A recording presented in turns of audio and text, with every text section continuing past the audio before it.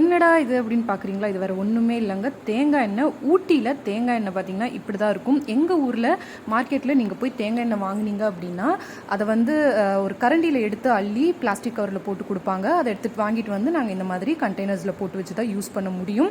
அதுவே வேறு ஊரில் வாங்கினா தான் பார்த்தீங்கன்னா இந்த மாதிரி பிளாஸ்டிக் பாட்டில்ஸில் போட்டு கொடுப்பாங்க.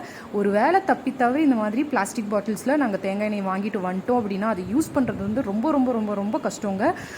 எந்த ஊர்லேருந்து வாங்கிட்டு வந்தாலும் ஊட்டிக்கு வந்தோன்னே தேங்காய் எண்ணெய் பார்த்திங்கன்னா இந்த மாதிரி கல் மாதிரி மாறிடும். ஸோ இதை வந்து எடுத்து நாங்கள் யூஸ் பண்ணுறது பார்த்திங்கன்னா ஒன்றா வெயிலில் வச்சு உருக்கணும், இல்லைனா சுடு தண்ணியில் வச்சுட்டு உருக்கணும், அப்படி இல்லைனா அடுப்பு பக்கத்தில் வச்சுட்டு உருக்கி அந்த மாதிரி தான் எங்களால் இதை வந்துட்டு யூஸ் பண்ண முடியும்.